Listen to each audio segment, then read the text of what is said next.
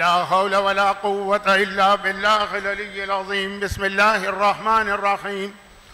الحمد لله رب العالمين، والصلاة والسلام على سيد المرسلين أبي القاسم محمد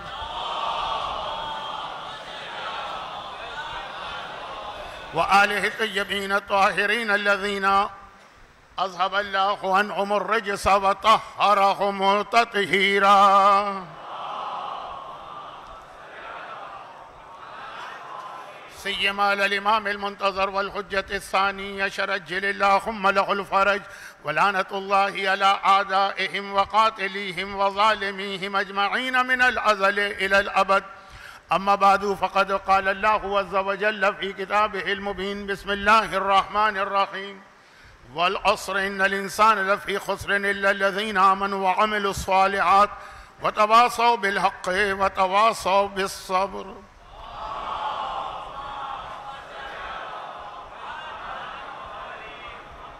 کمیونٹی ویلفیئر آرگنائزیشن یعنی CWO کے زیر انتظام 1447 ہجری کے ایام شہادت سیدہ کونین کے سلسلے کی آج یہ آخری مجلس ہے، اور 4 دن کی مجالس کے بعد اب موضوع ایک ایسا بن گیا تھا کہ جو آج کی رات مجھے خود بہت عجیب لگ رہا ہے، لیکن کیا کیا جائے، جو 4 دن ایک آدھ مجلس میں، بلکہ شاید ہر مجلس میں میں ذرا سا اپنے ٹریک سے ہٹ گیا تھا، ہر مجلس میں تھوڑی تھوڑی دیر، جس کے نتیجے میں آج کی مجلس بالکل جو آج کی رات کا حق ہونا چاہیے اس اعتبار سے نہیں ہوگی. جیسا کہ اب تو ہر ایک کے علم میں ہے کہ ہمارے عظیم ترین مراجع مثلاً آیت اللہ العظمیٰ آغا وحید خراسانی یا مرحوم آیت اللہ العظمیٰ شیخ جواد تبریزی کہ یہ فاطمیہ عاشورہ ہے، اور اس کو اسی انداز سے ہمیں منانا چاہیے جیسے عاشورے کو مناتے ہیں، اور ویسے کم از کم یہ سولجر بازار کا جو علاقہ ہے اس کا ماحول ویسا مجھے اس وقت لگ بھی رہا. تو اعظم اللہ اجورنا و اجورکم بمصابنا ھذہ، وہی دعا جو ہم عاشور کے دن مانگتے ہیں وہاں سے میں اپنی بات شروع کر رہا ہوں. اور وَجَعَلْنَاكُم مِّنَ الطَّالِبِينَ بِالصَّارِحَ مَعَ وَلِيِّهِ الْإِمَامِ، اور اللہ شہزادی کے اوپر ڈھائے جانے والے مظالم کا انتقام لینے کے لیے ہمیں اور آپ کو امام زمانہ کے لشکر میں شامل کرے. لیکن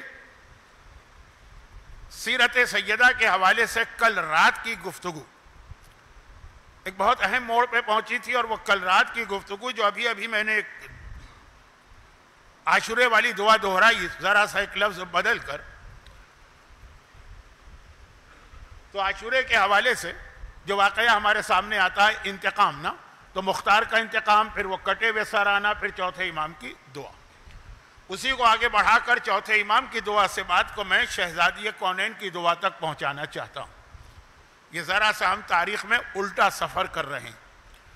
کل رات کے مجلس کا آخری حصہ یہی تھا نا کہ چوتھے امام نے ایک دعا مانگی تھی 61 ہجرہ میں دربار ابن زیاد میں، اور 9 ربیع الاول 67 ہجرہ کو یہ دعا قبول تو اسی وقت ہو گئی ہوگی، لیکن اس کی قبولیت کا منظر ہمارے سامنے 6 سال کے بعد 9 ربیع الاول 67 ہجرہ کو یا شہر مدینہ میں یا شہر مکہ میں. دیکھیں یہ ایک اختلاف ہے روایت میں کہ وہ کٹے ہوئے سر کس شہر میں آئے، اور اس وقت امام نے سجدہ شکر میں وہ جملہ کہا جس نے لوگوں کو اس جانب متوجہ کیا کہ آخر یہ امام کیا فرما رہے ہیں کہ اے خدا تیرا شکر کہ اس وقت میری یہ دعا قبول ہو. مگر تاریخ میں الٹا سفر کیجئے، شہزادی کونین کا بھی ایک ایسا ہی سجدہ ہم کو ملتا ہے، اور تقریباً یہی الفاظ کے ساتھ، چونکہ یہ ان 4 مجالس کا موضوع شہزادی کی شہادت کے حوالے سے 5 میں سے پہلی 4 مجالس کا موضوع جو مجھے بنانا تھا اس میں شہزادی کا یہ سجدہ آنا تھا، لیکن اب کیا کیا جائے، پہلی 4 مجالس میں بات نہیں ہوئی تو آج 5ویں مجلس میں ہی اسی سے بات شروع کرتا ہوں. اور وہ یہ ہے کہ شہزادی مولا کو اپنے حجرے میں داخل ہوتے دیکھ رہی. اپنا حجرہ کیا مطلب وہی ایک ہی حجرہ ہے.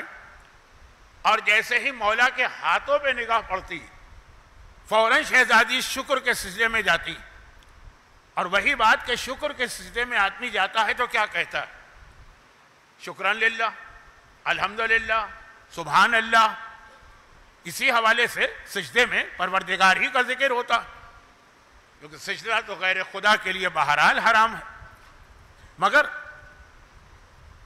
شکر کے بے شمار سجدے کرتے ہوئے ہر سجدے میں دعائے شکر پڑھنے والی سیدہ نے آج کے سجدہ شکر کے اندر شکران للہ تو وہ تو ہر سجدے میں ہوگا، لیکن اس کے ساتھ جو جملہ کہا وہ تقریباً ویسا ہی تھا. البتہ پہلا جملہ شہزادی کا ہے، اس کے 60 سال کے بعد چوتھے امام کا. پروردگارہ تیرا شکر. اب یہ الفاظ اس وقت میرے ہیں، وقت نہیں ہے کہ میں شہزادی کے جملے کو دوہرا کر پھر اس کی ذرا تشریح کروں، لیکن مفہوم یہی شہزادی شکر ہے تیرا کہ جو میری توقع تھی وہ پوری ہوئی. یہ جملہ کب فرما رہی ہیں؟ مولا کو اندر آتے دیکھا، حجرے کے اندر داخل ہوتے دیکھا، اور علی کے چہرے پہ نگاہ نہیں ڈالی، علی کے ہاتھوں پہ نگاہ ڈالی، اور یہ جملہ ارشاد فرما رہی. اچھا، اب آپ کے علم میں ہے کہ علی کے چہرے کو دیکھنا بھی عبادت ہے، اور آپ کے علم میں ہے کہ علی کے قدموں کو دیکھنا بھی عبادت ہے، کیونکہ پیغمبر کی وہ مشہور حدیث جب لوگوں نے خیبر میں آ کے کہا تھا کہ یا رسول اللہ علی نے اس طرح سے در خیبر کو اکھاڑ لیا، در خیبر علی کے ہاتھ میں ہے، تو پیغمبر کا جملہ کیا تھا؟ تم علی کے ہاتھوں کو دیکھ رہے ہو، جا کے پہلے علی کے پیروں کو دیکھو. اور رسول جو حکم دے دے وہ عبادت بن جاتا ہے، کیونکہ رسول کا حکم یا واجب ہوگا یا سنت ہوگا. واجب ہے تب بھی عبادت، سنت ہے تب بھی عبادت. تو چہرہ دیکھنا عبادت، ہاتھ دیکھنا عبادت، پیر دیکھنا عبادت. لیکن ہمارے اور آپ کے لیے شہزادی کونین تو اسی نور کا ایک جز ہے. یہ الگ بات ہے کہ آدم کی خلقت کے وقت یہ نور کو، شہزادی کے نور کو الگ کیا گیا، وہ کل آپ سن چکے ہیں. تو بہرحال اس وقت علی کے ہاتھوں کو دیکھ کر یہ شکر کا سجدہ اس جملے کے ساتھ، یہ ایک بہت اہم پیغام آج کی ساری دنیا اور خاص طور پر ہمارا ملک پاکستان، وہ اس سب سے بڑے جس فتنے میں مبتلا، جو پورے دین، اخلاق، تہذیب، اصول، خاندانی شرافت سب کا خاتمہ کر رہا. کوئی ایک سونامی چلا رہا کہ جس کی لپیٹ میں مومن بھی ہے، کافر بھی ہے، منافق بھی ہے، حتیٰ جو بے دین لوگ ہیں لیکن کچھ ان کے یہاں ادب، آداب، تہذیب تو ہوتی ہے نا، وہ بھی سب ایک لپیٹ میں آ رہے ہیں. اور اس کی بنیاد یہی چیز ہے جسے شہزادی کونین نے اپنے سجدے میں اشارتاً بیان کیا. اور جیسا کہ میں نے پہلی مجلس میں بھی اشارہ کیا اور دوسری میں بھی، اور کل کی مجلس میں امام خمینی کے فتوے کے ذریعے سے اشارہ کیا کہ جو اس وقت ہمارے گھر ٹوٹ رہے ہیں، ہمارے خاندانی نظام کو توڑا جا رہا ہے، برباد کیا جا رہا ہے، تباہ کیا جا رہا. چلے جائیے آپ دنیا کے کسی بھی شہر میں، مومنین کرام کے جہاں پہ بھی تعداد ہوگی، طلاق طلاق طلاق کے مسئلے. یہ میں طلاق کے مسئلے کو سمجھانے کے لیے 3 بار طلاق کہا ہے. میں نے اپنی بیوی کو طلاق نہیں دی ہے. یہ جو 3 بار کہا ہمارے یہاں اس طرح ہوتی بھی نہیں ہے، لیکن بعض لوگوں کے یہاں ہو بھی جاتی ہے کہ آپ ممبر پہ کسی بھی نیت سے کہیں 3 طلاق، وہ بیچاری گھر میں بیٹھی ہوئی نامحرم ہو جائے گی. خیر، تو واپس آ جائیے اصل موضوع پر کہ یہ جو تباہی مچ رہی ہے جو ہم کو نظر نہیں آ رہی. دیکھیں بہت ساری بیماریاں ایسی، کل میں نے مثال دی تھی، بہت ساری عمارتیں ایسی تباہ ہو رہی ہیں، اس کی بنیاد کھوکھلی کی جا رہی ہے، دیمک لگ چکی ہے، دیکھنے میں بہت شاندار سامنے نظر آ رہی ہے، لیکن ایک بھی ذرا سا اس کو کوئی ضرب پہنچے گی اور وہ دھڑام سے گر پڑے گی. خاندانی بیماریاں بھی ایسی، بہت ساری بیماری.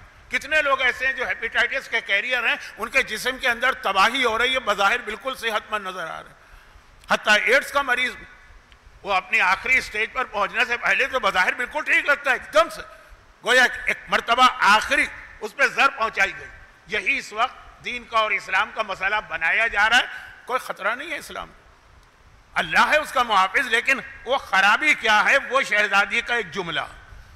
سیرت سیدہ پہ بات ہو رہی ہے اور یہ اہم ترین پیغام نہ دیا جائے، یہ ہے لوگوں کے پاس ہے، لیکن اسے اپنے گھروں میں نہیں لا رہے ہیں، فضائل کی حد تک سن رہے ہیں. اور وہ یہ کہ مولا کو خالی ہاتھ دیکھا.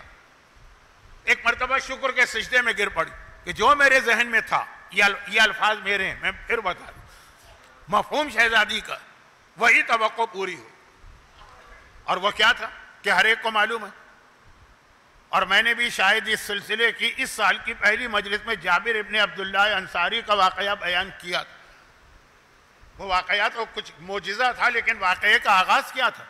اتنی غربت، اتنے فاقے، ہر مسلمان کے پیٹ میں پتھر بندھا ہے، رسول اللہ کے پیٹ میں 2 پتھر بندھے. تو ہر ایک کو پتا یہ غربت و فاقے مدینے کے پہلے دن سے. اب مکے کی طرف میں نہیں جاتا، دولت خدیجہ ابھی استعمال ہو رہی ہے، لیکن مدینے میں پہلے دن سے لے کر خیبر کی لڑائی تک. ٹھیک ہے، خیبر کی لڑائی بھی آپ کو معلوم ہے، ہر ایک کو پتا ہے. یہ مجلسوں کا اتنا مشہور جملہ ہے کہ آج جو ویسے ہی 10 منٹ دیر سے میں ممبر پہ بیٹھنے کی سعادت حاصل کر پایا تو اور وقت کم ہو گیا. کہ خیبر کے بعد پہلی بار مسلمانوں نے، خود ان کا جملہ ہے کہ پیٹ بھر کے کھجور کھائی. جو مدینے کا اتنا عام سا پھل ہوتا ہے کہ جب سیزن آتا ہے تو سڑک پہ پڑے پڑے سڑ جاتی ہیں کھجوریں، اٹھانے والا نہیں ہوتا. خیر، تو خلاصہ یہ. اچھا، ایک جملہ یہاں پہ وہ کہہ دوں کہ جس کا میرا آپ سے وعدہ تھا پچھلے سال کی تیسری مجلس میں اور اس سال کی پہلی مجلس سے آج آخری مجلس تک موضوع پہ آ نہیں سکا میں، لیکن اشارہ کہ امام کا ظہور، امام کا لشکر، بہت قابل توجہ بات یہ ہے. اور یہ وہ تاریخ ہے جس کی وجہ سے آج بھی اسرائیل یہ کہتا ہے کہ مدینہ ہم کو چاہیے. خیبر، کتنی دولت تھی خیبر میں، بیان کرنے کی ضرورت نہیں ہے، ہر مومن مرد اور عورت کو معلوم. کتنی طاقتور فوج تھی خیبر میں، بیان کرنے کی ضرورت نہیں ہے. مرحب و انتر تو محاورہ ہمارے یہاں بن کے رہ گیا. لیکن تعجب کی بات یہ ہے ہمارے لیے ایک الارمنگ، آنکھیں کھولنے والا، آئی اوپنر، ہوشیار ہو جانے والا، خطرے کی گھنٹی. خیبر کا پورا قلعہ بنایا کس کے لیے گیا تھا؟ خیبر اس طرح کی بستی نہیں تھی جیسے عام بستیاں ہوتی، 2 آدمی آ کے رہنے لگے، پھر 10 ہو گئے، پھر 100 ہو گئے، پھر 500 ہو گئے. نہیں، یہ باقاعدہ پلاننگ کے تحت الگ سے بنایا گیا، جیسے پاکستان میں اسلام آباد. تو کیوں بنایا گیا؟ صرف اس لیے بنایا گیا کہ آخری رسول آنے والا، ہمیں اس کی مدد کرنا ہوگی، اس کا ساتھ دینا ہوگا. اور مدد اور ساتھ خالی زبانی نہیں، عملی طور پہ ہمیں اس کے لیے تیار ہونا. اب کیا عملی طور پہ تیار ہونا ہے؟ سوچنا شروع کیا ان لوگوں نے جنہوں نے خیبر بنایا. آج اگر اسرائیل کہتا ہے کہ خیبر ہماری مملکت گریٹر اسرائیل میں شامل ہے اور مدینہ ہمارے گریٹر اسرائیل میں شامل ہے، تو کہتے یہی ہے نا کہ ہمارے بزرگوں نے بنایا ہے اس کو. وہ مکے کو نہیں کہتے کیونکہ مکہ پرانا شہر، وہ مدینے کو کہتے ہیں اور خیبر کو کہتے ہیں. مدینہ بھی اس طرح سے ان یہودیوں نے بنایا تھا پیغمبر کی محبت میں، اور خیبر بھی بنایا تھا پیغمبر کی محبت میں. اور مقصد یہ تھا کہ مدینے میں آبادی ہوگی، خیبر کینٹونمنٹ ایریا ہوگا جہاں پیغمبر کے لیے پہلے سے ساری چیزیں تیار کر کے رکھی جائیں. اب کیا چیزیں تیار کر کے رکھنا؟ اب انہوں نے خود سوچا، جیسے ہم اور آپ سوچتے ہیں کہ ہمیں امام زمانہ کی مدد کرنا ہے. کیا مدد کرنا ہے؟ خود اپنے حساب سے سوچتے ہیں کہ یہ مدد کرنا ہے. آج شہزادی کی سیرت کا دوسرا جو پیغام میں دوں گا، 2 پیغام دینا ہے. پہلا یہ ابھی چل رہا ہے، دوسرا اس کے بعد آنے والا.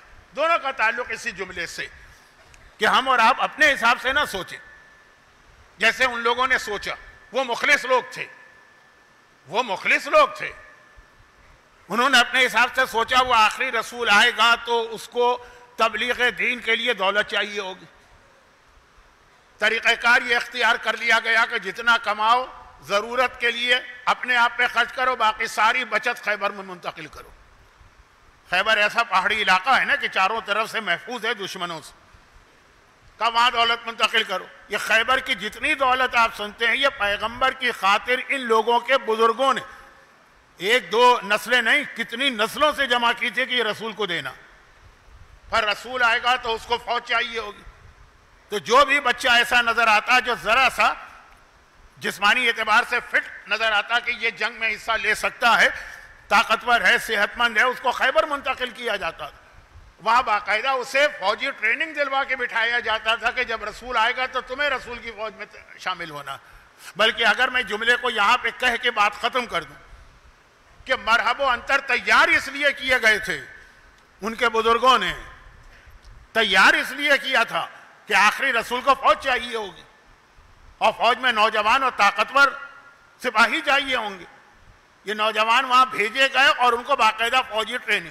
اب ایک جملہ میں کہہ دوں, یہ تو ایک الگ موضوع تھا جو میں نے چھیڑ دیا, لیکن اس کا تعلق جو شروع میں نے دعا بھی مانگی کہ اللہ ہمیں امام کی فوج میں شامل کرے شہزادی کونین کے مظالم کے انتقام کے لیے, اور جو شہزادی کی سیرت کا پیغام بھی ہے, اس لیے اتنی سے میں نے تمہید کو ذرا لمبا کر دیا. خیبر خلاصہ کیا نکلا, یہ ساری دولت خیبر کی, جو اکثر ہے نا کہ خیبر فتح کیا تو مسلمانوں کو اتنا مال غنیمت ملا, اس جملے کو کریکٹ کر لیں.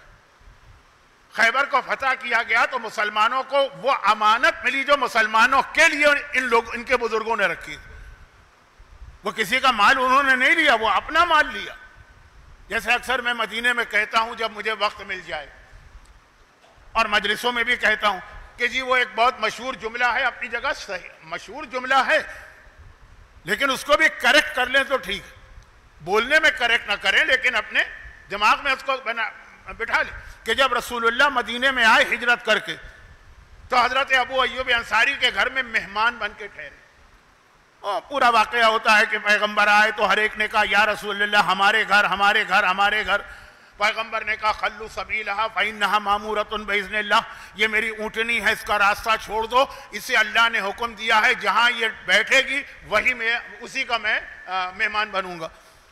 حضرت ابو ایوب انصاری کو یہ سعادت ملی, اور یہ ان مخلص صحابیوں میں سے ایک ہیں جنہوں نے شہزادی پہ ڈھائے جانے والے مظالم کے وقت تلوار نکال کر مولا کا ساتھ دیا. ایک لسٹ ہے, اس کے اندر سلمان ہیں, مقداد ہیں, تو مشہور ہیں, ابو ایوب انصاری بھی ہیں, خزیمہ ابن ثابت انصاری بھی ہیں, خالد ابن سعید ابن عاص بھی ہیں. خیر آخر وقت تک محب اہل بیت رہے. اتنے محب اہل بیت ابو ایوب انصاری کہ جب زمانے کے امام زمانہ کی والدہ جناب نرجس خاتون کو جو کنیز کے شکل میں بغداد تک پہنچ گئی تھی, وہاں سے سامرہ بلوانا تھا, تو 10ویں امام نے جس شخص کو بلایا وہ انصاری تھا. اور کیا کہہ کے بلایا کہ چونکہ تمہارے بزرگوں نے ہمیشہ سے ہم سے محبت کی ہے, اس لیے یہ سعادت میں تمہیں دے رہا ہوں کہ میری بہو کو پورے احترام کے ساتھ بغداد سے سامرہ لے کے آؤ. یہ ابو ایوب انصاری کی اولاد. خیر تو یہ بات ذرا لمبی نہ ہو جائے, وقت بہت کم ہے, لیکن عام طور پہ یہی پڑھا جاتا ہے کہ ابو ایوب انصاری کا گھر تھا, پیغمبر ان کے ہاں مہمان ٹھہرے. لیکن اگر آپ تاریخ میں جائیے تو یہ گھر ابو ایوب انصاری کا کہاں تھا, یہ تو یمن کے بادشاہ طبع کا گھر تھا, جس کو یہ اطلاع ملی کہ ایک آخری رسول آنے والا. وہ تو پیغمبر سے کئی سو سال پہلے کی بات ہے, 50-60 سال نہیں, کئی سو سال. وہ مدینے آیا, مدینے آنے کے بعد اس نے ایک مکان خریدا کیا, بنوایا. بادشاہ, یمن کا بادشاہ, اس زمانے میں یمن دنیا کی سب سے بڑی حکومتوں میں سے ایک تھی. اور اس کے بعد پھر اپنے ایک وزیر کو, اس کا نگران, کسٹوڈین, ٹرسٹی, متولی جو بھی کہیے, وہ مقرر کیا کہ یہ مکان میں نے دے دیا رسول اللہ کو, یہ ان کا ہو گیا. لیکن چونکہ وہ ابھی آئے نہیں ہیں, تم اس کی حفاظت کرو, جب وہ آئیں گے یہ ان کو منتقل کرنا. اب یہ کئی سو سال پہلے کی بات ہے. پھر وہ وزیر مرتے وقت اپنے بیٹے کو, اس میں پھر ابو ایوب انصاری آتے ہیں. تو رسول خدا بھی کسی اور کے گھر میں نہیں ٹھہرے, اس گھر میں ٹھہرے ہیں جو بطور گفٹ یمن کے بادشاہ نے کئی سو سال پہلے ان کے لیے بنایا تھا. خیبر میں جو مال غنیمت ملا, ظاہری اعتبار سے تو ہم یہی کہیں گے کہ جنگ کے نتیجے میں ملا, لیکن یہ ساری دولت جن لوگوں کی تھی, جو لوگ اس وقت خیبر میں تھے, یہ ان کی دولت نہیں تھی, یہ ان کے بزرگوں نے جمع کی تھی کئی نسلوں سے. یہ پیغمبر کے لیے جمع کی گئی, مدینے سے بھجوائی جاتی تھی, جو بچ جائے پیسہ وہاں بھجوا دو. اور یہ فوج تو کتنا اینٹی کلائمیکس ہوا کہ جو فوج رسول خدا کی حمایت کے لیے, حفاظت کے لیے, مدد کے لیے, تبلیغ اسلام کے لیے بنائی گئی, وہی اسلام کی سب سے بڑی دشمن بنی. یہ سب سے بڑی دشمن میں نے اس لیے کہا کہ ابو جہل کی فوج ختم ہو گئی, آج نام و نشان نہیں. ولید, عتبہ, شیبہ, ابو لہب, کفار مکہ, مشرکین مکہ, وہ ختم ہو گئے. خیبر کا جو انتقام ہے وہ اب تک چل رہا ہے. تو اب یہ ہے کہ سب سے بڑی دشمن بنی کون سی فوج, جو پیغمبر کے لیے بنائی گئی ہے, اور وہی ساری دولت جو پیغمبر کی مدد کے لیے جمع کی گئی اور پیغمبر کے خلاف استعمال ہوئی ہے. پہلی مجلس میں یا دوسری میں یا پہلی میں ابو عامر کا واقعہ آیا. اس کو فائنانس کون کر رہا تھا؟ یہی خیبر کی دولت آ رہی. وہ ابو عامر جو رسول خدا کی مخالفت اتنی زیادہ کر رہا ہے، واقعات دہرانے کا میرے پاس ٹائم نہیں. تو ذرا سوچی یہ تاریخ کے واقعات کیوں بیان ہوتے ہیں؟ تلک الایام نداولها بین الناس. قرآن جب تاریخ کے ایام تاریخ بیان کرتا ہے وہ تاریخ بیان نہیں کرتا، وہ چیزیں بیان کرتا ہے جو ہمیں اور آپ کو اپنی زندگی میں پیش آنے والی. یہی وجہ ہے کہ قرآن اس طرح کی بات ہی نہیں کرتا جو ہمارا ہر بچہ، ہر بوڑھا، ہر جوان، ہر مرد، ہر عورت کرنا چاہتا. یعنی قرآن کوئی واقعہ بیان کرے گا، کچھ بتائے گا ہی نہیں، اس واقعے کا کوئی ابتدا انتہا کچھ نہیں. اتنا حصہ بتائے گا جو تمہارے کام کا. حابیل و قابیل کا پورا واقعہ قرآن نے بتا دیا، نہ حابیل کا نام لیا نہ قابیل کا. کب آدم کے دو بیٹوں، بھئی نام سے تمہارا کیا تعلق؟ ان کا پیغام دیکھو کہ ایک کی قربانی قبول ہوئی، ایک کی رد ہوئی. اور حسد کے نتیجے میں کیا ہوا؟ جیسے کل میں نے عرض کیا پورے قرآن میں کتنی ہی عورتوں کا ذکر آیا، نام کسی کا نہیں لیا. بھئی نام سے کیا تعلق تمہیں؟ دلچسپی ہو سکتی ہے لیکن قرآن دلچسپی کی کتاب نہیں ہے، ہدایت کی کتاب ہے. تمہیں یہ دیکھنا، یہ نہیں دیکھنا کہ فرعون کی بیوی کا نام آسیہ تھا کہ کیا تھا، دیکھنا ہے ان کا پیغام کیا. حضرت خضر موسیٰ کا پورا واقعہ بتا دیا، اتنا لمبا چوڑا واقعہ، خضر کا نام تک نہیں لیا. بھائی ہمارا ایک نے ایک بندہ ملا. تو ہمارے ہاں تو ہر چیز میں نام. قرآن اس لیے تاریخ بتا ہی نہیں رہا کہ وہ ہمیں ہسٹری کی معلومات دینا چاہتا ہے، وہ ہمیں نتیجہ، پیغام کہ روح کیا ہے اس واقعے کی، ہم یہ واقعہ کیوں نقل کر رہے ہیں. تو اس حوالے سے خیبر کا جب تذکرہ ہوگا تو صرف یہ دیکھنا ہے کہ جو خیبر پیغمبر کی مدد اور حمایت کے لیے تیار کیا گیا، اور زبانی نہیں. ہم اور آپ تو خم سے دیتے ہیں تو جان نکل جاتی، اول تو دینے کو تیار نہیں. اب جب بڑی مشکل سے دیتے ہیں تو کوشش کرتے ہیں جتنا دیا ہے اس سے زیادہ کسی طرح واپس کھینچ لیں. ہر آدمی اپنا ایک پروجیکٹ لے کے بیٹھا ہوا ہے کہ جی یہ ہمیں خم سے چلانا. اپنی جیب سے چلاؤ اگر پروجیکٹ چلانا ہے تو. خیر، تو مطلب یہ ہے کہ ہماری یہ حالت. اب وہاں یہ ہے کہ ان کے یہاں وہ تصور نہیں تھا، لیکن وہ اپنی ساری بچت. خمس کیا ہے؟ حق زہرا. اشارہ اس لیے ہوتا ہے کہ شہزادی کی سیرت میں حق زہرا بھی آئے گا اور حجاب بھی آئے گا، لیکن خمس کیا؟ حق زہرا تو ہے لیکن ہے کیا؟ آپ سے یہ نہیں کہا جا رہا، جبکہ کہا جا سکتا کہ خرچ کرو اپنے آپ پہ، جو بچ جائے وہ ہم کو دے دو. وہ بھی نہیں دو، اس کا 5واں حصہ ہم کو دو، 4 حصے اپنے لیے رکھو. خیبر کے یہودیوں نے خود اس سے وہ ساری دولت پیغمبر کے لیے رکھے، سارے نوجوان بچے وہاں بھیجے، اور وہی اسلام کے خلاف استعمال، جس رسول کی مدد کے لیے بنائے گئے انہی کے خلاف استعمال ہوئے. ایسا تو نہیں کہ یہی کچھ امام زمانہ کے حوالے سے ہماری اور آپ کی کہانی بن جائے. اللہ نہ کرے کہ ایسا ہو. لیکن واقعات اسی لیے آتے ہیں تاریخ میں. خیبر کتنا مشہور واقعہ، وہ اسی لیے آتے ہیں کہ سنتے جاؤ اور اس سے پیغام لیتے جاؤ، کہ پتہ چلا کہ ہم اور آپ دن اور رات امام زمانہ کے لیے تڑپ رہے ہیں. ویسے بھی تڑپ رہے ہیں کہ حکومت امام چاہیے، اور اس لیے بھی تڑپ رہے ہیں کہ شہزادی کونین اور کربلا کے ظالموں کا حشر دیکھنا ہے. ہمیں تڑپ رہے ہیں، پتہ چلے کہ جس امام کے لیے تڑپ رہے ہیں ہم اسی کے مخالف بن گئے. اور تاریخ میں یہ واقعہ گزرا، اور ایسا گزرا کہ بچے کو پتا ہے کہ خیبر کیا، یہ نہیں پتا کہ کس لیے بنایا گیا. تو اب بات یہ ہو رہی ہے کہ جب خیبر کا مال غنیمت آ گیا، یہ میں نے صرف اس لیے کہہ دیا کہ بعض اوقات دل چاہتا ہے کہ جو تاریخی غلط فہمی ہے ذرا اس کو دور کر دیا جائے. وہ پیغمبر کا اپنا مال تھا، کیونکہ جن لوگوں نے رکھا تھا وہ پیغمبر کی نیت سے رکھا تھا. بہرحال وہ ملا، اور ہر ایک کو پتا ہے کتنا ملا. اب میں اس جملے کی تشریح میں جاؤں گا تو وقت نہیں. بس اتنا ملا کہ سونا اتنا تھا، سونا گولڈ، کہ جن کو ملا جب وہ مرے تو ان کی اولاد میں وہ کلہاڑی سے کاٹ کے تقسیم کیا گیا. اتنا گولڈ، خالی سونا، باقی چاندی، کنیز، غلام، گھوڑے، جانور، وہ درہم دینار وہ چھوڑی. چنانچہ پہلی بار مسلمانوں کے ہاں صحیح معنوں میں خوشی کی اگر لہر دوڑی تو خیبر کی واپسی میں. اور ہر آدمی جب واپس آ رہا ہے لذا پھندا تو اب گھر میں نہیں آ رہا ہے، اس لیے کہ وہ اپنے بچوں کو اتنے سالوں سے بلکتے دیکھ رہا، جن کے کھانے کی مناسب غذا نہیں ہے ان کے پاس.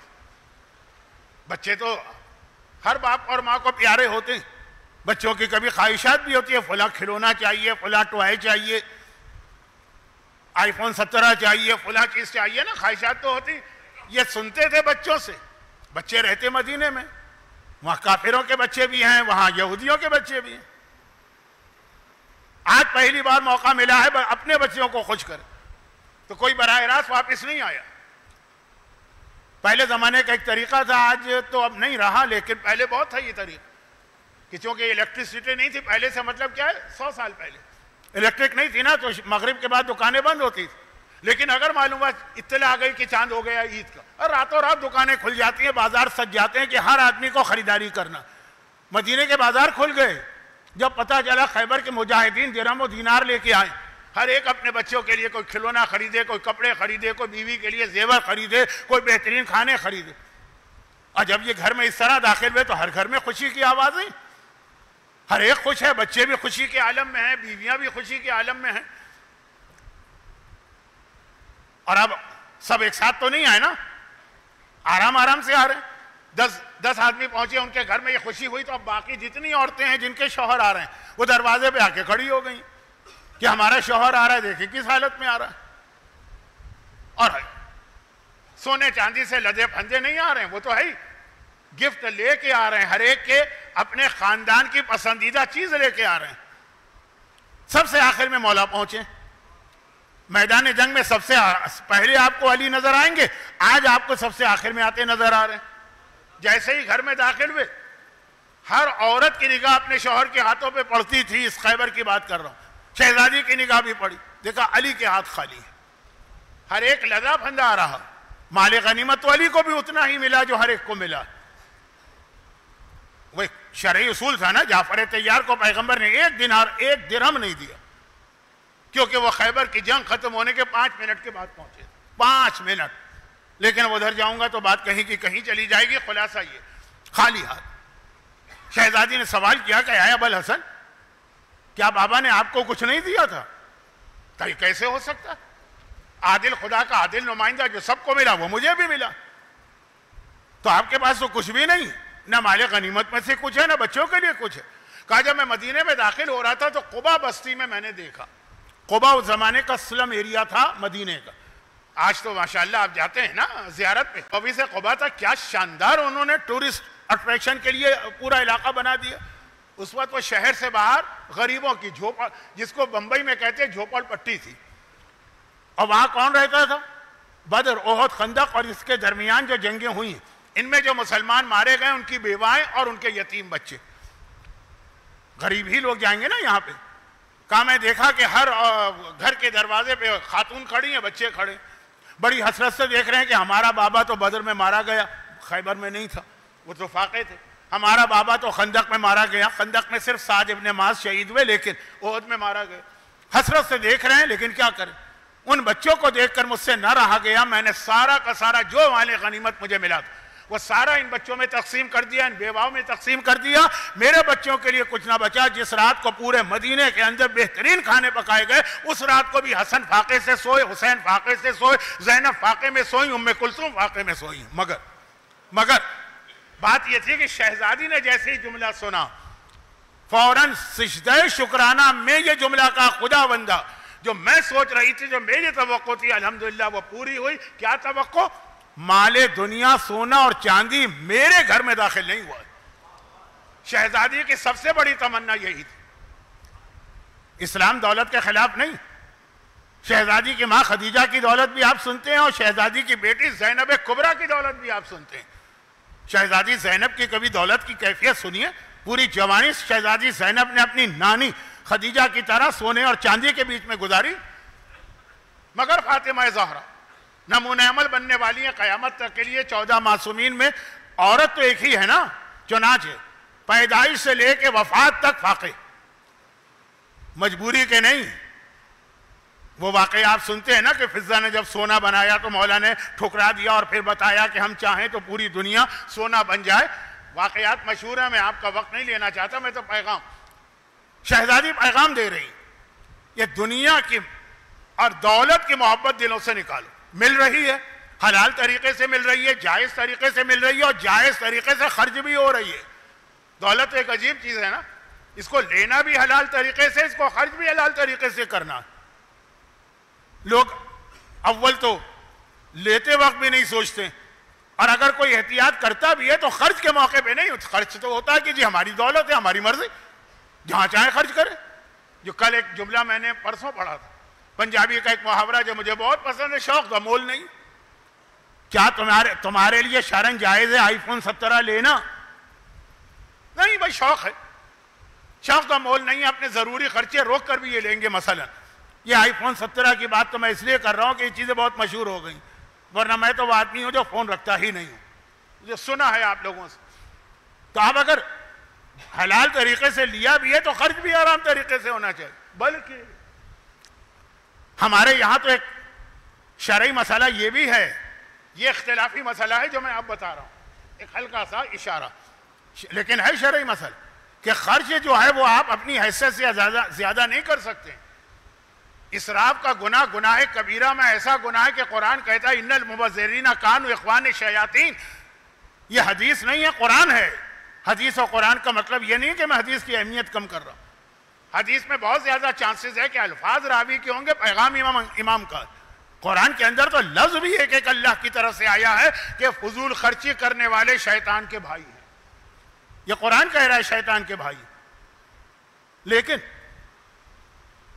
ہمارے یہاں جائز اور حلال چیزوں میں بھی جو خرچ ہو جاتا ہے, شادی میں, برتھ ڈے پارٹی میں, کہیں گھومنے پھرنے میں, آئی فون خریدنے میں, لباس میں. اب میں جانتا ہوں کہ جو مجمع میرے سامنے ہے وہ ایسا نہیں,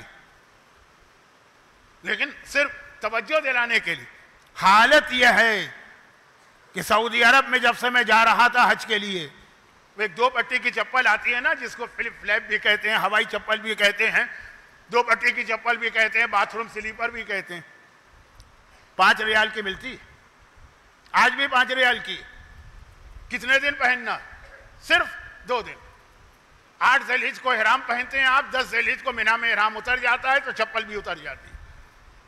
شرن بات کر رہا ہوں, اگر کوئی اپنی آسانی کے لیے پہنا رہے تو حرج نہیں ہے, لیکن شرن 2 دن, وہ بھی مردوں کے لیے 2 دن. 5 ریال کی چیز.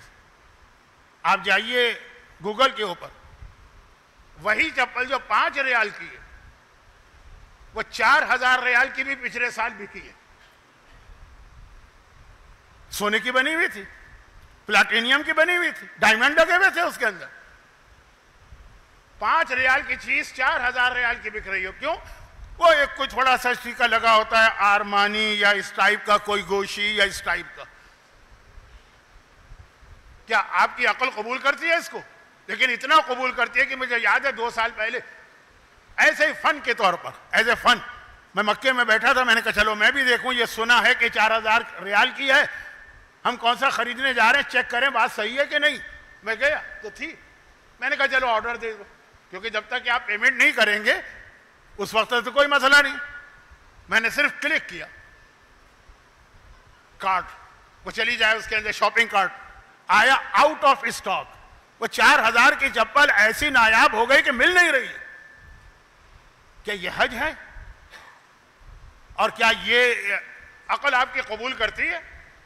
اس میں نہیں کرے گی, لیکن اپنے گھروں میں کرے گی. لیکن ابھی بات بہت لمبی ہو گئی ہے, جبکہ اس کی ضرورت نہیں.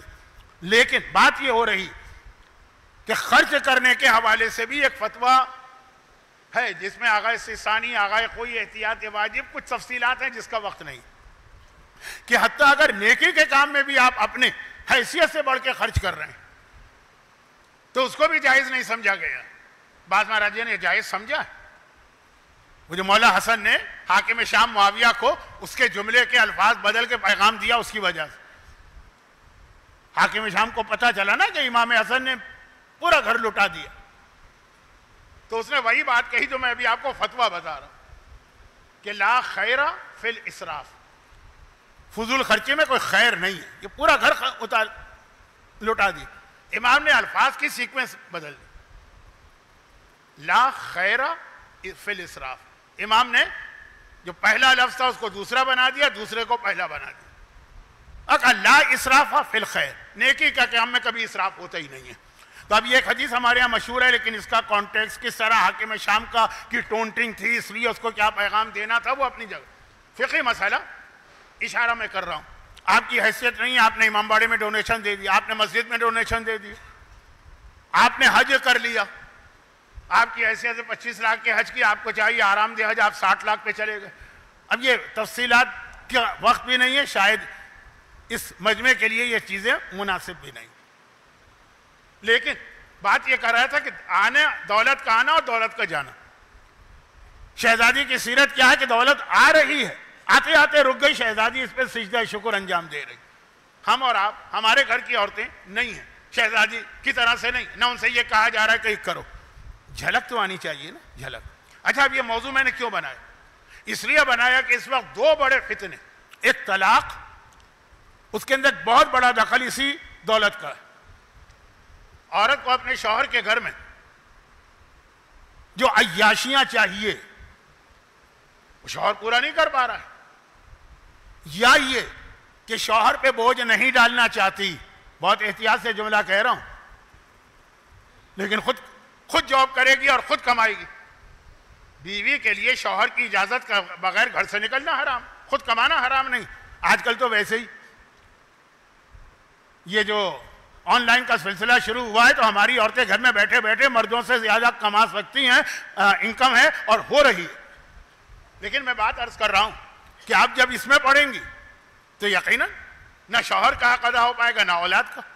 ایک تو ہے کہ شوہر کو پریشرائز کرنا، چلے وہ نہیں ہے، لیکن خود اپنے ہاتھوں سے اتنی انکم پیدا کرنا، گھر سے توجہ ہٹے گی، دولت کی محبت. چلے نہیں، یہ نہیں ہو پا رہا ہے، گھر میں طلاق. اب بہت ساری چیزیں ہیں لیکن چونکہ میرے پاس وقت نہیں، ہر گھر کا مسئلہ. لیکن یہ آج کا موضوع میرا نہیں تھا. پہلی 4 مجلسوں میں اس کو مجھے بیان کرنا تھا کیونکہ پچھلے سال کی آخری مجلس کا آخری حصہ یہی تھا، لیکن اب کیا کروں، وقت نہیں رہا. دوسری چیز جو میں کہنا چاہ رہا ہوں، جو میں نے کہا نا کہ تہس نہس ہو رہا ہے معاشرہ، اسلامی معاشرہ نہیں. ایک جملہ میں کہنا نہیں چاہتا ہوں لیکن بعض اوقات اس لیے کہنا پڑتا ہے کہ بعض لوگ سمجھتے ہیں کہ مولوی ملا یہ ممبر پہ آنے والے، یہ نماز روزے کی بات کرنے والے، انہیں کیا پتہ دنیا کیا. ملا کی دوڑ مسجد تک، یہ تو ایسی افلاطونی اور ہوائی باتیں کرتے ہیں، پریکٹیکل لائف میں آئے تو پتہ چلے. تو بعض اوقات کہنا پڑتا ہے، وہ نہ کبھی تکبر کی نیت سے ہوتا ہے، نہ اپنی بڑائی ظاہر کرنے کے لیے، نہ کوئی شو آف کرنے کے لیے. اور وہ یہ ہے کہ بہرحال آج کل حالات کے تحت میں کیسے علاقے میں ہوں، یہ دنیا کے ترقی یافتہ ترین اور بہترین علاقوں میں سے ایک، one of the best, best نہیں کہہ رہا ہوں، ون آف دا بیسٹ.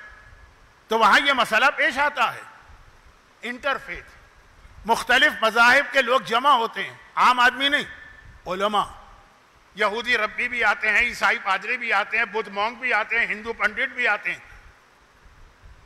مومنین بھی آتے ہیں. کیوں؟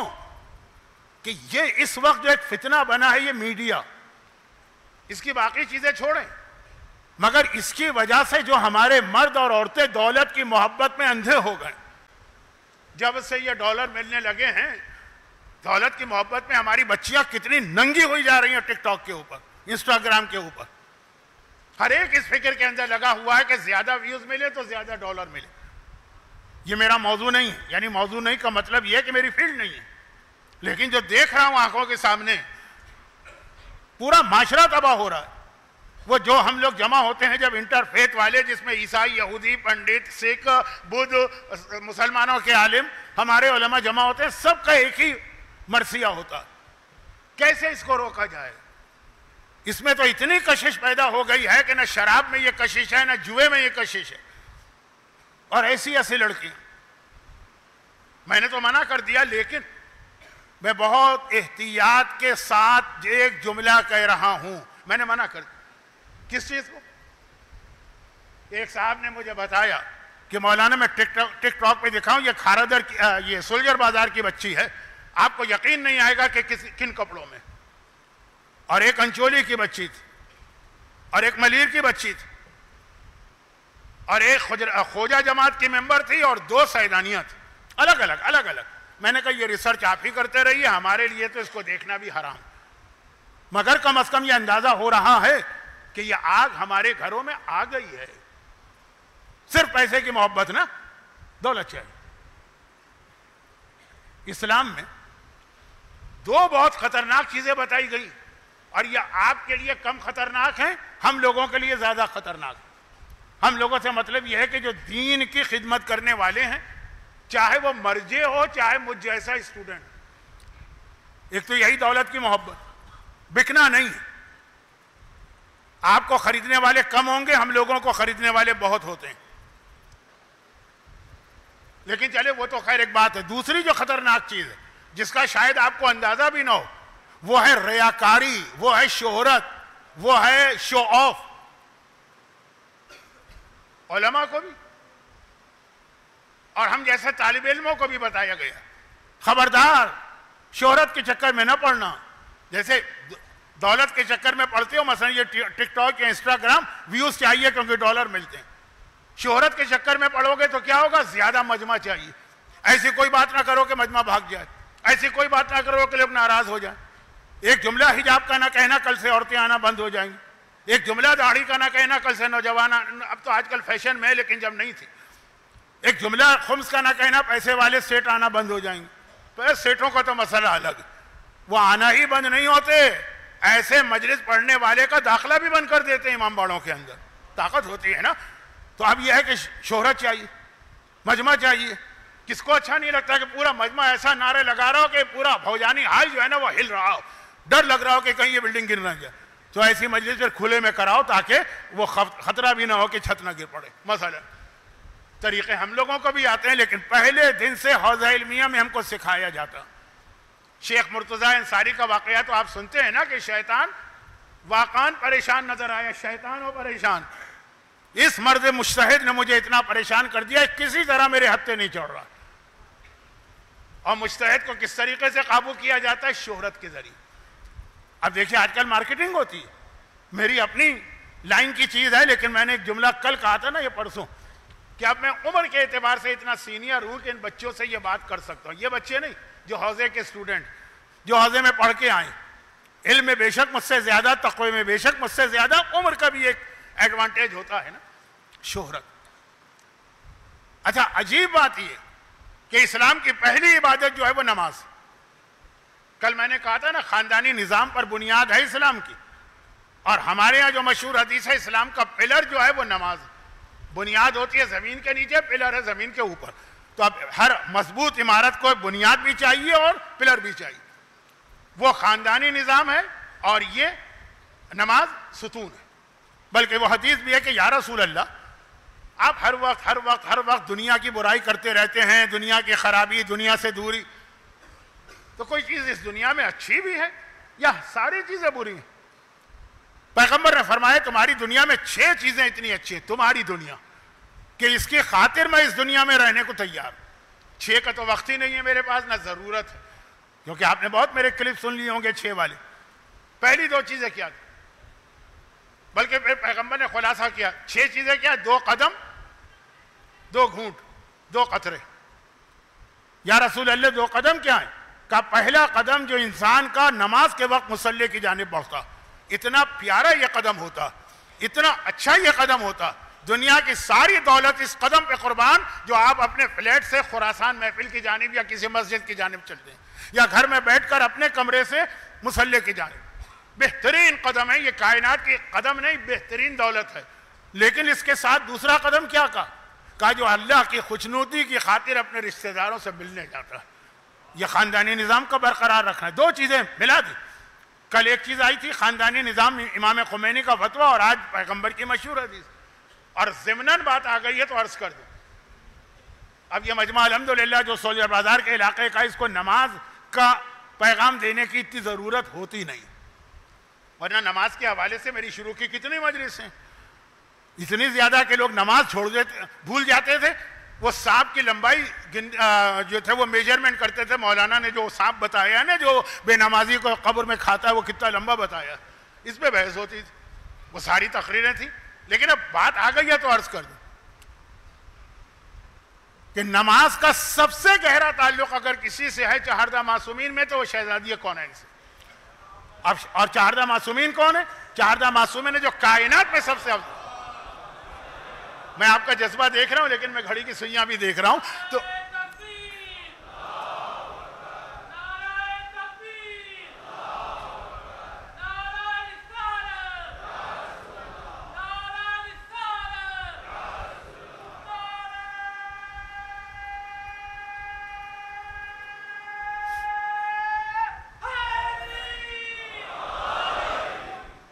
کائنات میں افضل ترین 14 معصومین، اور 14 معصومین میں شہزادی کونین اتنی افضل کہ اگر آسمان پہ تعارف کی ضرورت پڑے تو ہم فاطمہ تو وابوہا وبالہا وبنوہا کہہ کر فاطمہ کو وجہ تعارف بنایا جاتا ہے نماز۔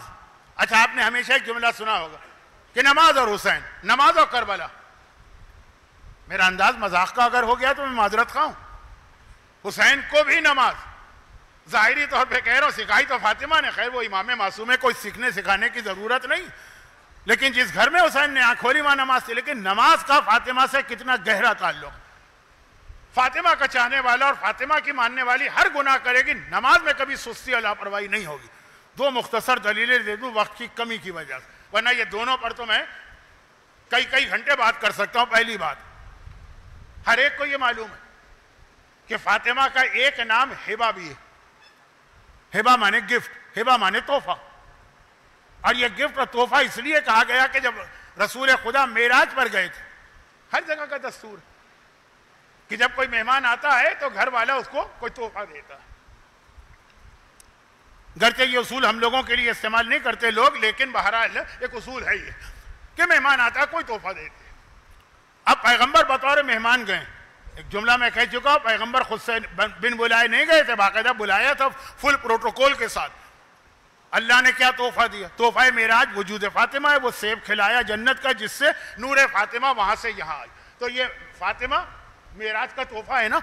مگر یہ آپ دو حدیثیں الگ الگ سنتے ہیں تو کبھی ملا دیجئے گا۔ دوسری جانب یہ بھی ہر ایک کو پتا کہ اسلام میں جو نمازیں واجب ہوئی ہیں وہ معراج کی رات واجب ہوئی۔ جب اللہ کے رسول معراج پر گئے تھے تو واپس آئے تو نماز دی گئی۔ بلکہ میں اپنے انداز سے ہی جملہ کہہ دوں تو اور زیادہ مزہ آئے گا۔ میں دنیا بھر میں مجلسیں پڑھنے جاتا ہوں، پھر وہ جملہ آ گیا جو مجھے خود ناگوار گزرتا۔ اب تو بچے ماشاءاللہ بڑے ہو گئے، جب چھوٹے تھے تو میں واپس آتا تھا تو بچے پوچھتے تھے کہ کہاں کہاں گئے، کیا گئے۔ اس زمانے میں مجھے تھوڑا سا شوق تھا، تصویریں کیمرے والا، یہ موبائل تو تھے ہی نہیں، اس وقت کی بات کر رہا ہوں۔ تصویریں دیکھتے تھے، بہت اچھی جگہ، بہت خوبصورت باغ، بہت خوبصورت پل، تو پھر وہ کہتے بھی تھے کہ ہمیں بھی لے جائیے نا۔ یہ بچوں کا نیچر ہے۔ پیغمبر جب معراج کر کے آئے تو بتانے لگے امت کو میں نے کیا دیکھا، جنت بتائی، قاب قوسین بتایا، وہ جگہ بتائی جہاں جبرائیل بھی رک گئے کہ میں آگے نہیں بڑھ سکتا، پیغمبر اکیلے کے سب بتا رہے ہیں۔ اب امت میں کئی لوگوں نے کہا یا رسول اللہ بھئی ہمیں بھی کوئی موقع دیجئے کہ ہم بھی پہنچ جائیں اللہ کے اتنا قریب۔ قرآن نے کہا فَكَانَ قَابَ قَوْسَيْنِ أَوْ أَدْنَىٰ دنا فتدنا فتدلّا، وہ قریب ہوا، اتنا قریب ہوا کہ 2 کمانوں سے بھی کم کا فاصلہ رہ گیا۔ یا رسول اللہ ہمیں بھی کوئی طریقہ بتائیے ہم اللہ کے اتنے قریب پہنچ جائیں۔ پیغمبر نے فرمایا بہت آسان ہے، الصلاۃ معراج المومن، نماز مومن کی معراج ہے، جس طرح میں اللہ کے قریب معراج میں گیا تم نماز پڑھو اللہ کے اتنے ہی قریب پہنچ جاؤ گے۔ تو اب یہ دیکھیں نماز تحفہ معراج ہے، فاطمہ تحفہ معراج ہے، یعنی دونوں چیزیں معراج کو دی گئی ساتھ ملا کر۔ اتنا نماز کا اور فاطمہ کا تعلق ہے۔ علی کی ولادت اور نماز نہیں اس طرح تھی، حسن اور نماز اس طرح نہیں، توہین کا جملہ نہ بنے۔ میں عظمت سیدہ اور اہمیت نماز بتا رہا ہوں، یہ تو ایک چیز۔ اب دوسری چیز سنی، اس کا بھی میرا آپ سے وعدہ تھا تو آج مکمل کر دوں۔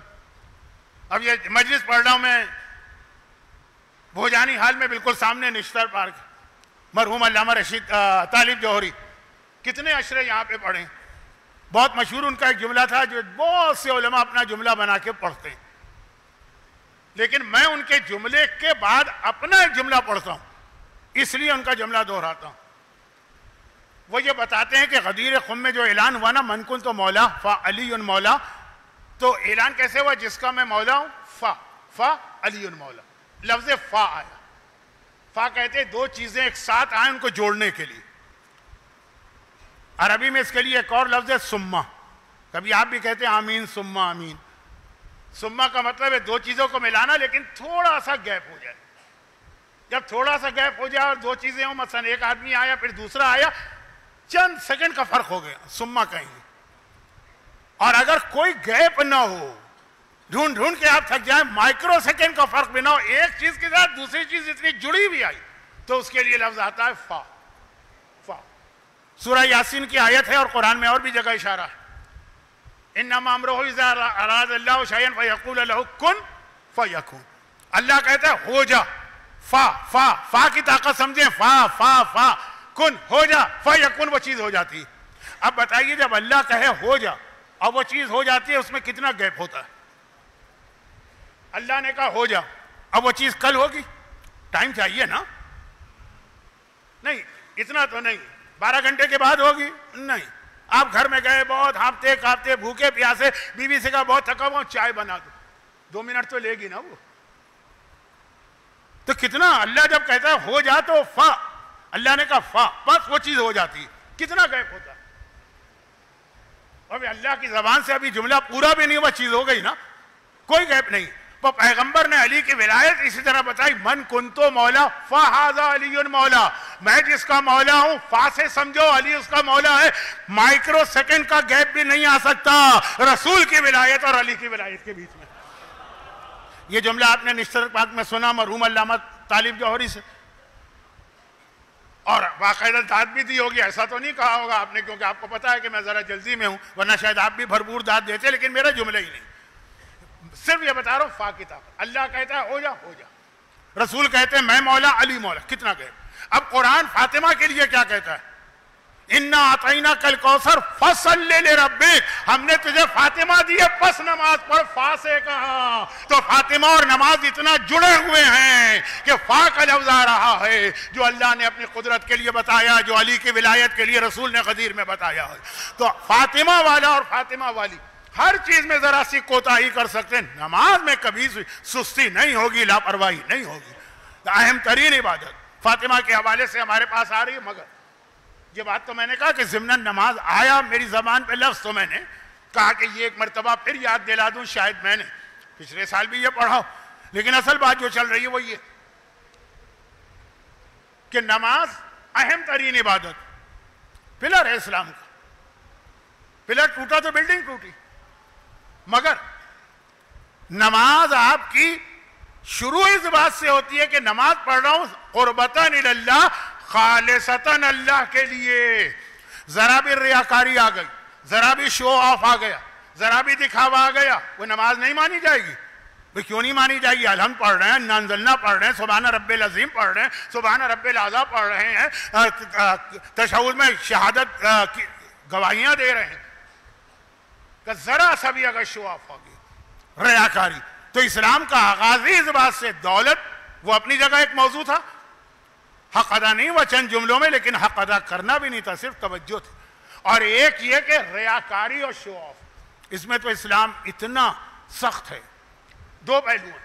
ایک اللہ کی عبادت میں کسی کو شریک نہ کرو, وہ اپنی جگہ ایک اور پہلو ہے. پیغمبر فرماتے ہیں کہ دیکھو, اب وہی شروع میں جو بات آ گئی نا, اس کو ذہن میں رکھیے, بدر احد خندق تک جو قربت. اگر کبھی پرانے زمانے کی بہترین سویٹ ڈش یا ڈیزرٹ جو تھی وہ پھل ہوتے تھے, اور آج بھی بہت سی جگہوں پہ ڈیزرٹ کا مطلب پھل, یہ کسٹرڈ اور یہ گاجر کا حلوہ اور یہ مختلف چیزیں, یہ گلاب جامن ہے, یہ نہیں. کہا اگر تمہاری اتنی حیثیت ہے کہ تم نے پھل خریدا, موسم کا پھل, تو اپنے پڑوسیوں کو بھی ذرا شریک کرو. کہا یا رسول اللہ, بچوں کا دل چاہتا ہے, ہماری اتنی حیثیت ہے کہ اتنی نہیں ہے کہ دائیں بائیں دے کسی کو. پیغمبر نے کہا پھر کم از کم ایک بات کا خیال رکھنا, اور وہ یہ کہ پھل کھا کے اس کے چھلکے باہر نہ پھینکنا, پڑوسی کے بچے کی نگاہ اس پر نہ پڑ جائے اور اس کا دل کڑنے لگے کہ ان کے بچوں نے خربوزہ کھایا, تربوز ہمیں نہیں ملا. اتنا خیال رکھنا ہے کہ اگر تمہیں کوئی ایسی چیز ملی جو ہر ایک کے پاس نہیں ہے, تو ان کے دل میں دکھ اور تکلیف نہ آنے پائے. آج ٹک ٹاک نام ہی اس بات کا ہے کہ جو آپ کو نہیں بھی ملا وہ بھی آپ اس میں دکھائیے.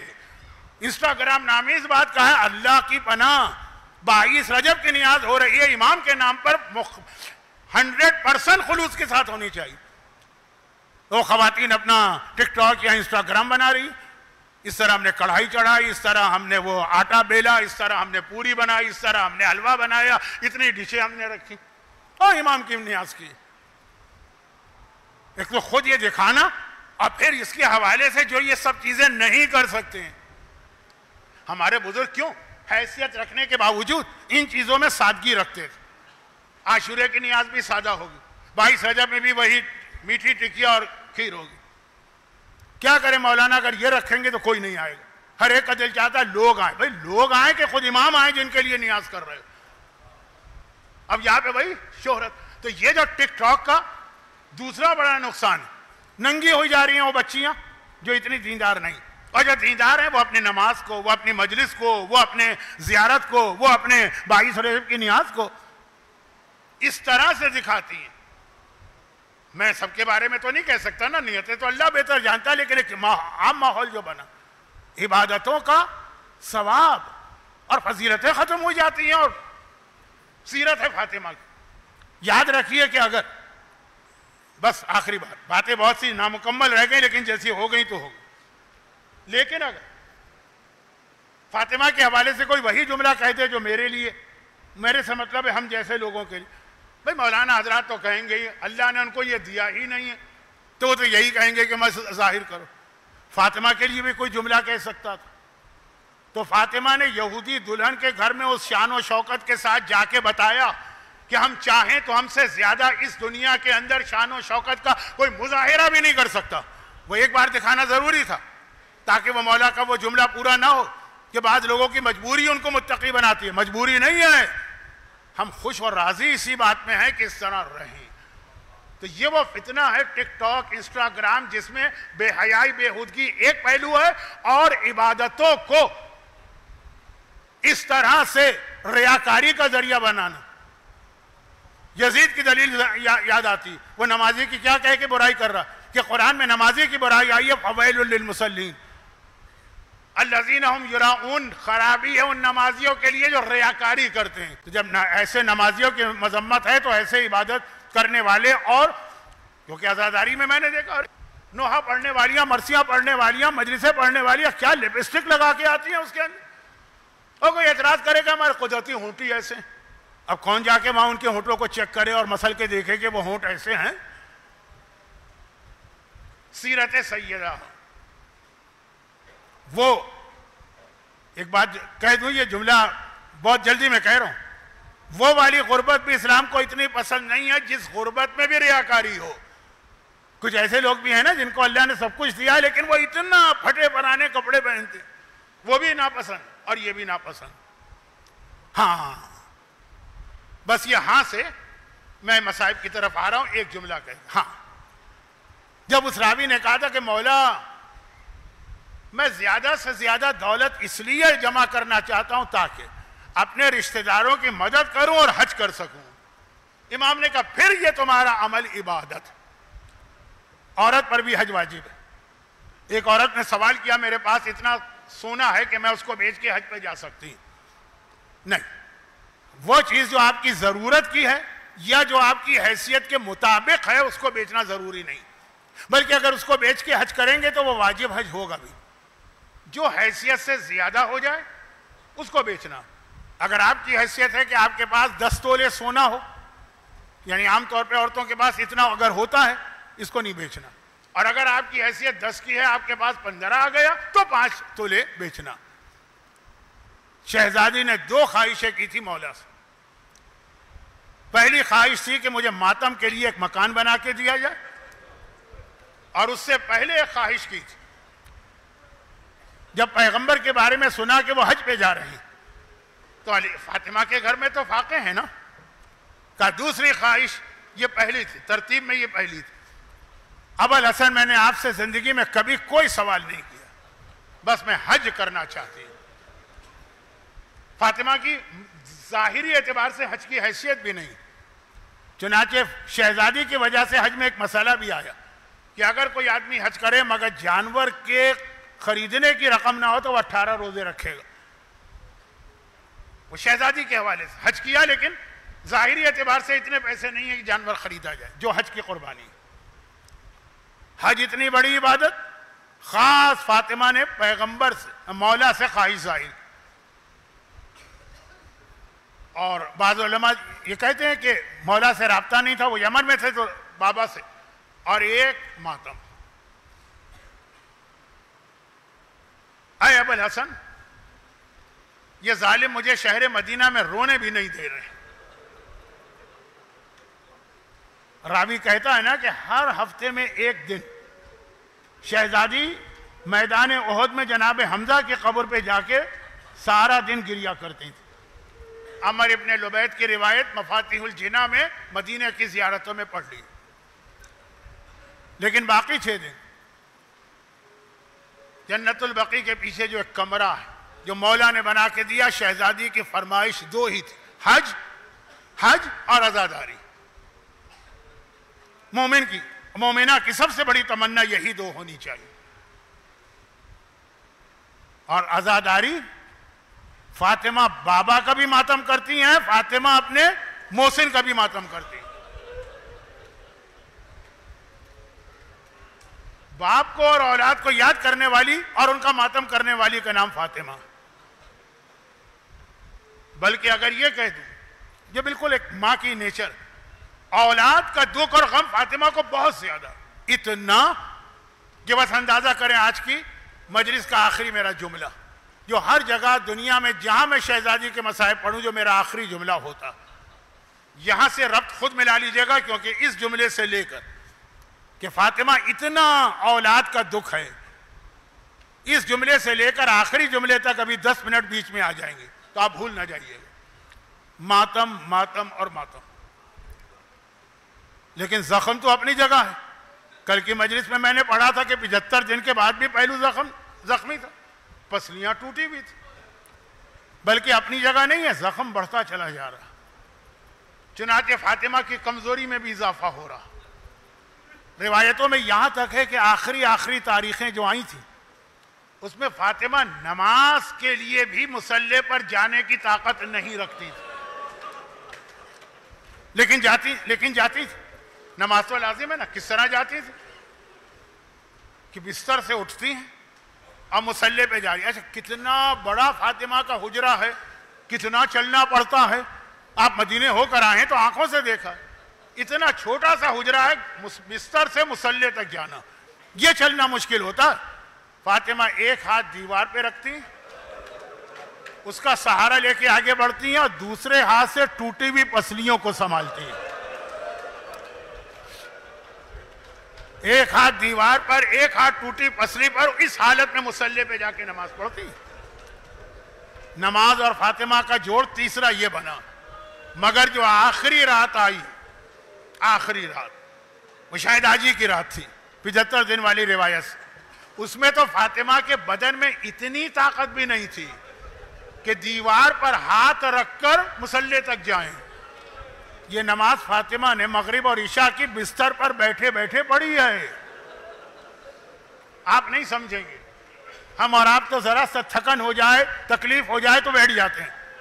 اہل بیت وہ ہیں کہ زندان شام میں اگر زینب نے سنت نماز بیٹھ کے پڑھی جو ویسے ہی اجازت ہے، سجاد کو یقین نہیں آیا. پھوپھی اماں یہ کون سا دن آ گیا کہ آپ نماز بیٹھ کے پڑھ رہی ہیں؟ تو ذرا اندازہ کریں کہ فاطمہ کا رتبہ تو زینب سے بلند بھی ہے اور فاطمہ کی نماز بھی واجب نماز ہے. اگر بیٹھ کے نماز پڑھنا پڑی تو کیا حالت فاطمہ کی ہوگی. لیکن میں کہتا ہوں فاطمہ سے زیادہ اس وقت جو حالت دیکھنے والی تھی وہ حلال مشکلات، مشکل کشائے کائنات میرے مولا کی حالت، جو ساری کائنات کی مدد کرتا. اس کے سامنے اس کی بیوی اس درد و تکلیف میں تڑپ رہی ہے، وہ سرہانے بیٹھا،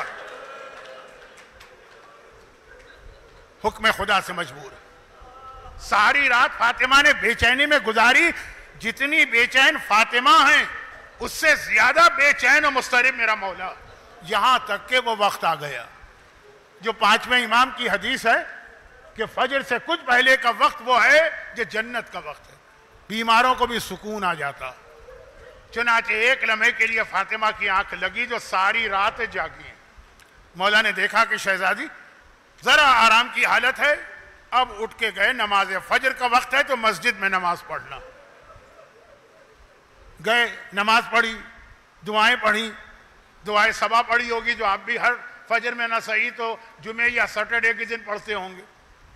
واپس آئے تو بڑا عجیب منظر دیکھ کہ ابھی پوری رات فاطمہ کی حالت یہ تھی کہ دیوار پر ہاتھ رکھ کر بھی نہیں کھڑی ہو سکتی تھی.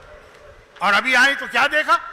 چکی پیس کے فارغ ہوئی ہیں، حسنین کے دھلے ہوئے کپڑے لٹک رہے ہیں، چولہے پہ کھانا تیار ہو رہا ہے، گھر میں جھاڑو دی ہوئی.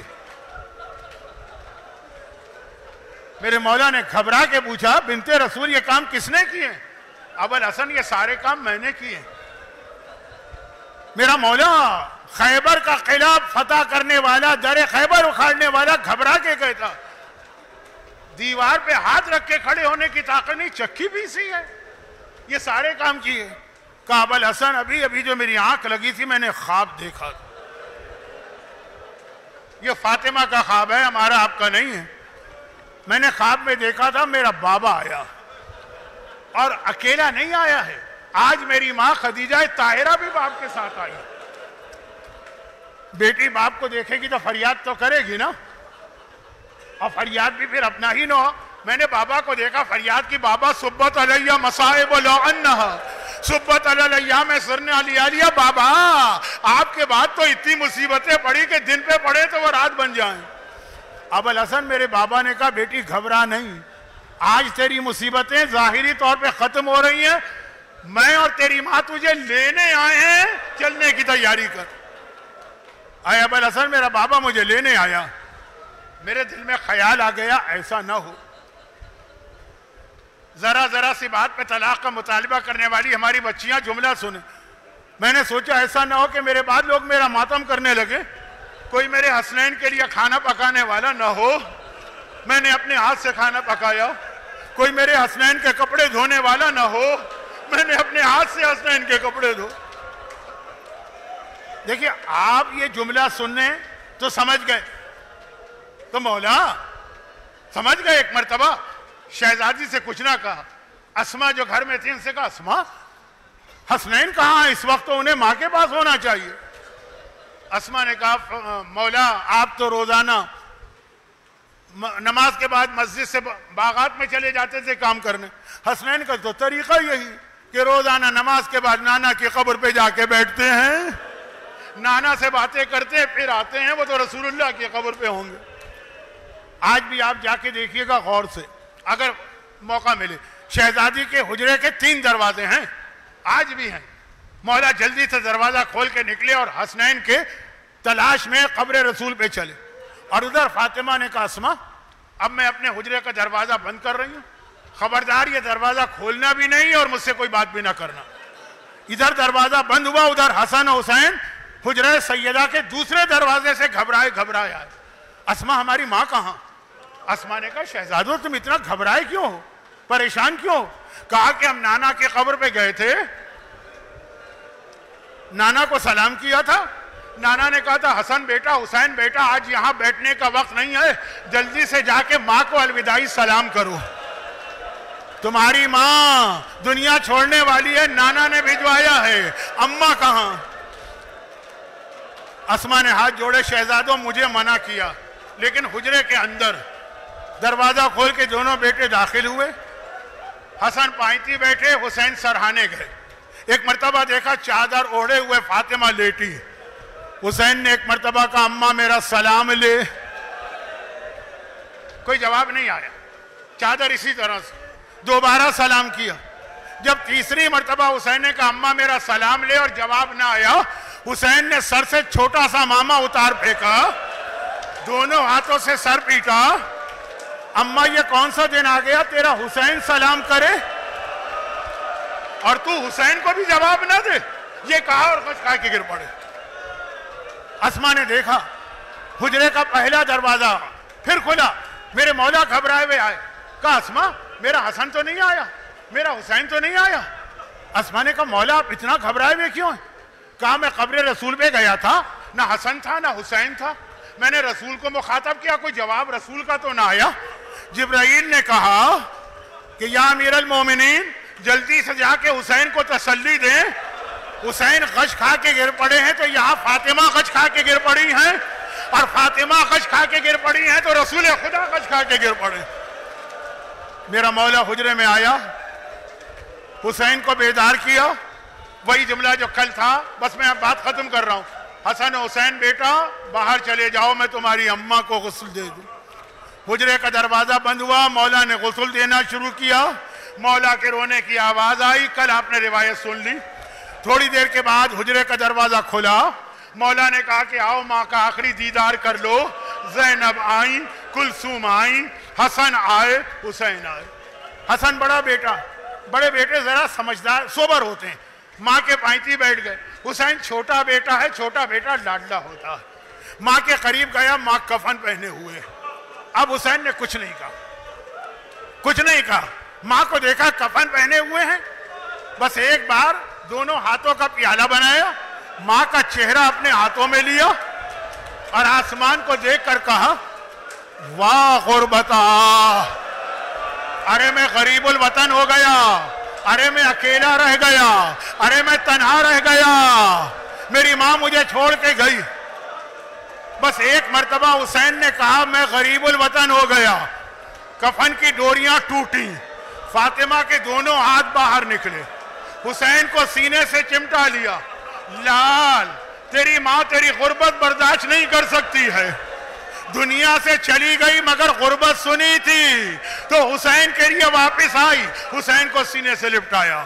میری مجلس تمام ہوئی, ایک جملہ, صرف ایک جملہ خود شہزادی سے کہنا ہے. شہزادی واقعاً حسین کی غربت آپ سے برداشت نہیں ہے, مگر آج تو پھر بھی شہر مدینہ ہے نا, حجرے کی چھت ہے, علی جیسے باپ کا سایہ ہے, حسن جیسا قوت بازو ساتھ میں ہے.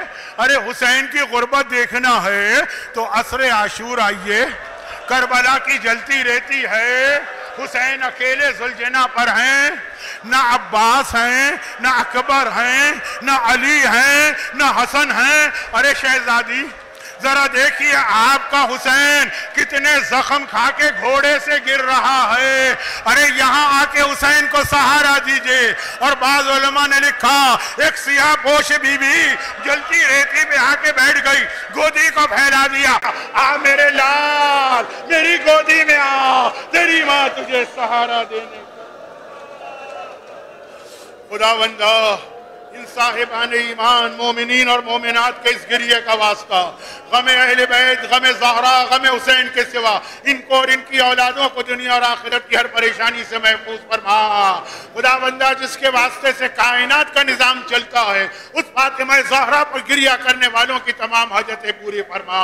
ہمارے تمام مرحومین خصوصاً جنہوں نے 5 مجالس کے انعقاد میں کسی طرح سے بھی تعاون کیا, ان کی تمام توفیقات بڑھا. خداوندہ ان کے مرحومین کی مغفرت فرما, تمام مرحوم مومنین و مومنات کی مغفرت فرما, بیماروں کو شفائے کاملہ عطا فرما. دنیا میں جہاں جہاں صاحبان ایمان ہیں ان کی جان, مال, عزت, آبرو اور اولاد کی حفاظت فرما. ان مظالم کے انتقام کے لیے فاطمہ ہی کے فرزند لال امام زمانہ کے ظہور میں تاج